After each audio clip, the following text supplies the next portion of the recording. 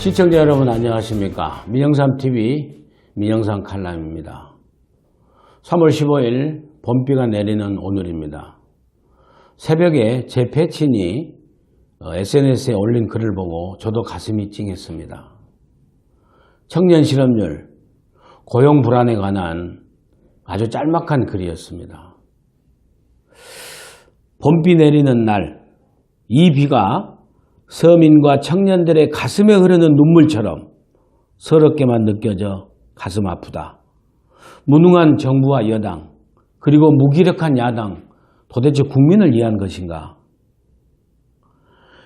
청년의 실업률이, 고용 불안이 이 지경이 될 때까지 정부가 시장과 기업의 활성화를 위해서 도대체 무엇을 했느냐? 이런 내용의 SNS 글이었습니다. 저도 가슴이 찡한 수준을 넘어서 정말 분노할 정도의 그런 메시지였습니다. 2월 통계청 그 자료에 의하면은 2월에 취업자 증가폭이 가장 적게 나타났습니다.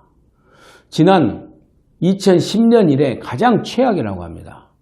대개 이 취업자의 증가폭은 30만 명이 항상 이상을 유지해야 됩니다. 그리고 30만 명 이하로 떨어졌을 경우에는 그것이 바로 고용 불안을 의미하는 것, 그런 지수로 우리가 보고 있습니다. 그런데 이 취업자 증가 수가 10만 4천 명이 되었습니다. 초장기는 8만 명대로 가가지고 정말 깜짝 놀랐는데 겨우 2월 말에 두 자리 숫자 10만 4천 명으로 됐습니다. 그래서 오늘 아침 모든 경제지와 또 종합일간지에서도 방송은 이런 얘기 안 합니다. 그냥 문재인 대통령 잘한다 문비어천감하고 있습니다. 지금 모든 신문들은 심지어 진보지라고 할 수 있는 종합지에서도 다 다뤘습니다. 고용 불안, 고용 재난, 고용 쇼크, 고용 참사, 고용의 겨울이 다가오고 있다.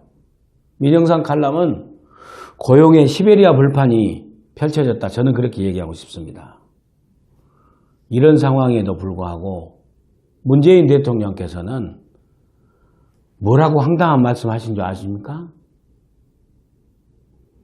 최저임금 인상에도 고용이 안정 추세를 유지하고 있다. 여러분, 이 발언 황당하지 않습니까?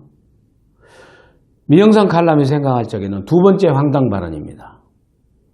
정부 출범 초기에 작년 6월, 5월, 6월 6개월이 다 되도록 15명의 장관을 다 임명하지 못한 문재인 대통령께서 뭐라 했습니까?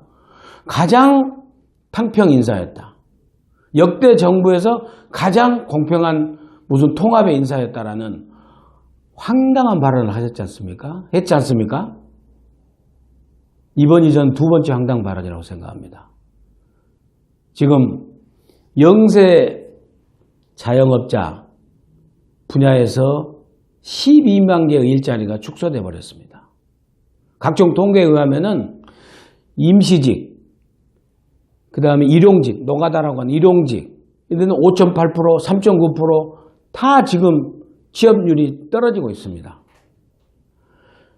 심지어는 구체적으로 말씀드리면 도소매업자는 9만 명, 그리고 음식 숙박업 이런 데서는 2만 명이 일자리가 축소됐습니다.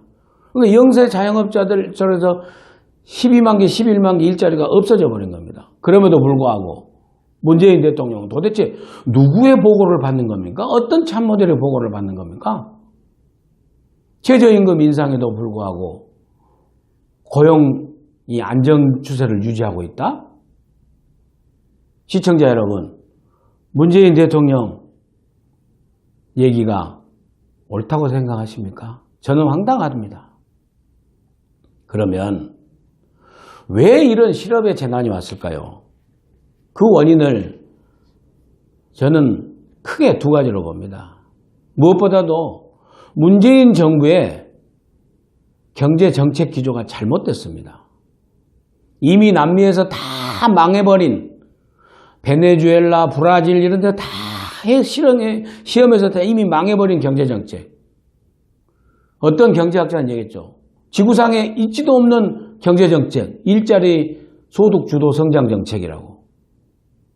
소득 주도 성장 정책을 듣도 보도 못한 정책을 실시하다 보니까 이런 실업의 재난이 실업의 쇼크가 온 게 아닌가 저는 그렇게 분석합니다. 물론 제가 경제학자가 아니지만 많은 경제 전문가들이 분석해 놓은 걸 총종합해 보면은 이 의견에 동의하지 않을 수 없습니다. 홍준표 대표는 얘기하셨죠. 이걸 좌파 경제라고 얘기를 했습니다. 좌파 경제가 민생 경제를 파탄으로 몰아붙였다. 지난 촛불 3월 10일 날 촛불 1주년을 평가하면서 문재인 정부에 대한 평가를 홍준표 대표가 했던 것입니다. 딱 맞는 얘기입니다. 일자리 주도, 소득 주도 성장 정책은 분배 정책의 다른 이름입니다. 소득을 성장시키는데 어디서 소득이 난다는 겁니까? 그렇지 않습니까? 그런 전문적인 말씀은 다른 경제 전문가를 모셔서 여러분들과 함께 나눌 시간을 제가 마련하도록 하겠습니다. 다시 계속 말씀드리면 이 소득주도 성장 정책을 통해서 이 노동자들의 근로자들의 소득을 올려줘서 그 근로자들이 소비를 진작시켜서 내수시장이 활성화되면 다시 공장이 돌아가고 하는 이런 선순환을 하겠다는 겁니다. 그래서 그 소득을 그럼 어떻게 생기느냐. 일단 이 정부는 일자리를 많이 만들어준다고 한 겁니다.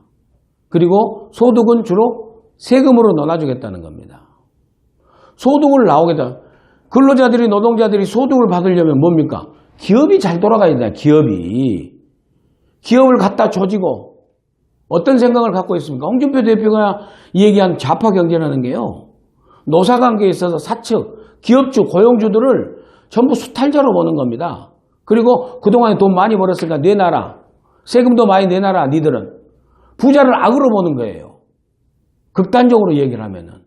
수탈자로 보는 겁니다. 그렇게 하는데 어떻게 기업이 활성화되고 기업이 활성화돼야 일자리가 많이 만들어지는 거죠. 이제 다급하니까 김동연 부총리가 SK 최태원 회장 찾아가서 투자해달라 하니까 최태원 회장은 또 뭘 주고받았는지 모르겠습니다만은 뭐 3년간 뭐 몇십조를 투자해서 일자리 37,000개를 만들겠다. 왜 이때까지 안 만들고 있었습니까? 왜 이때까지 안 만들고 있었어요? 기업도 문제입니다. 기업 얘기는 다른 게 하더라도 정부가 기업을 그렇게 조지고 옥죄고 할 것이 아니라 기업이 부당한 노동행위를 하고 기업주가 그동안에 갑질을 하고 하는 것은 법으로 다스리는 겁니다. 법으로. 기업을 활성화시켜야 일자리가 생기는 거죠. 민간기업이 창출이 생기는 거죠. 우리가 노래를 불렀지 않습니까? 문재인 정부 대선 공약에서 81만 개 공공기업 공무원 일자리 만든다. 그거 안 된다. 안 된다고 했지 않습니까? 안 되지 않습니까? 우리 세금으로 일자리 창출하고 소득 주도한다는 것은 한계가 있는 거고 일회성인 것입니다. 그리고 최저임금 무리하게 올렸지 않습니까? 그게 다 아니 생각해 보십시오. 식당 종업원 5명 데리고 있는데 최저임금을 갑자기 해서 월급을 한 200만 원 주던 것을 230만 원 올리면은 당연히 5명 중에서 1명을 줄일 거 아니겠습니까? 그럼 고용이 축소되는 거예요. 그럼 고용 불안으로 이어지는 겁니다. 이런 ABC 하나도 또 모릅니까? 이러니까 홍준표 대표가 얘기하는 좌파 경제라는 건 말이 딱 들어맞는 거죠. 그리고 비정규직을 정규직으로 하는 거 좋습니다. 공공기관에서부터 비정규직 제로 시대를 만든다고 완전히 선전선동을 하고 그냥 내일 모레 유토피아가 올 것처럼 얘기해놓고 된 게 뭐 있습니까? 무리하게 공공부문은 그렇게 할 수 있지만 민간기업에서는 비정규직이 필요한 부분이 있어요. 무리하게 그 비정규직을 다 정규직으로 하려고 하면은 이 고용주 사장 입장에서는 종업원 숫자를 줄일 수밖에 없지 않습니까? 그게 고용 축소, 고용 불안으로 가는 겁니다. 그리고 최저임금을 인상시키고 비정규직을 무리하게 정규직화하고 이렇게 하다가 다 좋은 일이지만은 현실적으로 어렵고 부작용이 나타나는 겁니다. 최저임금 올리니까 부작용이 어떻게 나타났어요? 물가 인상으로 나타났지 않습니까? 물가 인상으로. 지금 무슨 햇반이네 생수네 다 올라가고 있고 당구장비도 올라가고 있고 심지어는 학원비 애들 태권도 비용도 한 달에 16만 원에서 지금 17만 원을 올렸다는 거 아닙니까? 물가 인상이 올라가면은 어떻게 됩니까? 소비를 축소시키겠죠. 그러면 소비 진작하고 전혀 또 반대 역효과가 나버리는 거 아닙니까? 물론 제가 단순화시켜서 말씀을 여러분들이 이해하기 쉽도록 시청자들께서 이해하기 쉽도록 설명드리니까 그렇지만은 아무리 복잡한 가정이 있더라도 바로 이겁니다. 이거. 가처분 소득을 쓸 수 있는 돈을 가처분 소득을 많이 올려줘서 그러기 위해서 최저임금을 대폭 인상을 했는데 월급을 주는 사장들 입장에서 너무나 무리니까 종업원 숫자를 줄이는 거예요. 그러면 결국에 실업자가 된 종업원들은 소비를 축소할 수밖에 없죠. 그리고 일을 다니는 사람들도 물가가 상승되면은 소비를 축소할 수밖에 없는 거 아니겠습니까? 그리고 일자리 안정자금, 예? 지난번에 문재인 대통령 뭐 업무 공약 1호로 해가지고 일자리 대통령이나 청와대 뭐 보도판 만들어 놓고 그 보도판 어디 갔습니까? 일자리 추경 업무 1호 지시로 해가지고 추경 예산 11조 야당이 편성해서 해줍니까? 야당 왜 그런 걸 편성해 줍니까? 야당이. 바보같이 질질 끌려다는 겁니까? 이중됩니까? 문정부에? 일자리 추경 11조 편성해가지고 일자리 11만 개 만든다던 6만 7천 개 만들어가지고 6만 7천 개 중에서도요. 한 3만 개는 60세 이상 어르신들 알바 자리더만요. 그리고 온 정부가 경제수석, 경제장관들 다 동원해가지고 일자리 안정자금 쓰십시오 했는데 50%도 안 되고 그 일자리 지금 남았을 거 아닙니까 돈. 그런데도 또 추경 예산을 편성하겠다? 도대체 우리 세금으로 완전히 해가지고 일자리 효과 없습니다. 정말 다시 한번 청년층과 실업자들과 그 부모들의 서민들의 가슴에 흐르는 눈물로 호소합니다.